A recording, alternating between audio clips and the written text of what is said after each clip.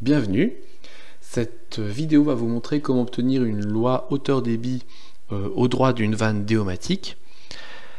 Elle vient en complément de la vidéo tutoriel qui a illustré l'intégration d'une vanne déomatique dans un modèle indé de réseau. Dans cette vidéo, on voyait notamment qu'on pouvait modéliser une vanne déomatique à travers l'intégration d'une pompe pour laquelle il fallait préciser une loi hauteur-débit, donc ce sera une des données de sortie de l'application qui va être présentée. Mais cette pompe-là, il fallait aussi indiquer la cote d'arrêt et cote démarrage du pompage qui correspondent respectivement à la cote de refermeture de la vanne et la cote d'ouverture de la vanne. Et donc on va voir comment sur l'application obtenir ces différentes données. Pour rappel, vous trouverez les hypothèses, les modèles et les cas de validation qui ont permis de mettre au point cette application dans cet article de TSM, où effectivement on voit l'état de l'art sur ce type de dispositif, les modèles 1D puis 3D testés, et enfin les cas réels de validation à Orléans Métropole.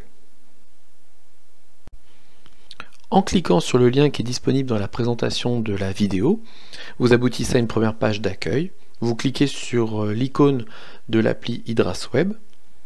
Vous allez alors aboutir à nos conditions générales d'utilisation. Globalement, il est rappelé que cette application utilise une bibliothèque de résultats de modèles 3D, mais de configuration générique. C'est-à-dire qu'on n'a qu'une seule vanne, il n'y a pas plusieurs vannes en parallèle par exemple. Il n'y a pas d'influence aval du milieu naturel ou par exemple d'un engouffrement lié à une configuration spécifique du réseau à l'aval.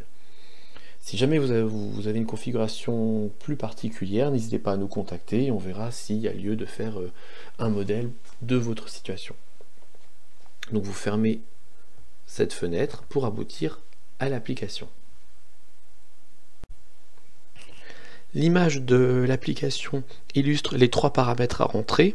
Donc la hauteur de l'ouverture de la vanne, H, B, sa largeur, et R, l'élévation de la vanne par rapport au radis amont.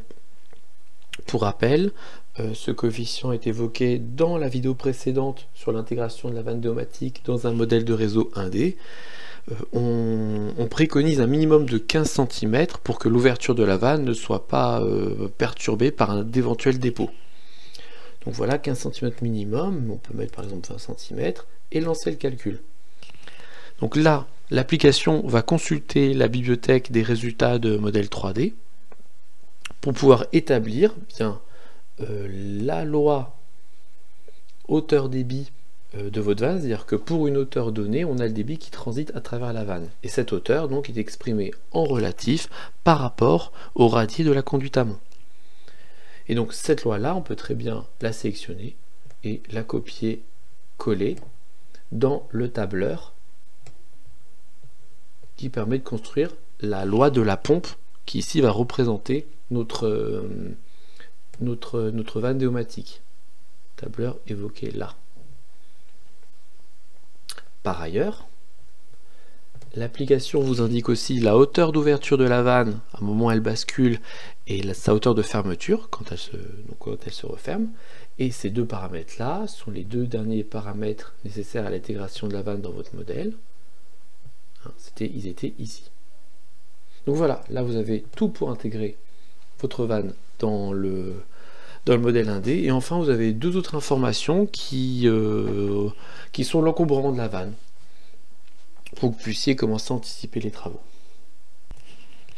Enfin, un dernier bouton vous permet de visualiser le fonctionnement de votre vanne, voir les différents stades de la vanne en fonction de la hauteur.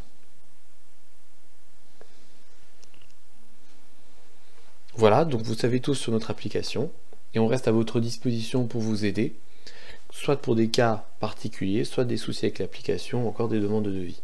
Vous pourrez nous écrire au mail indiqué dans la description de la vidéo.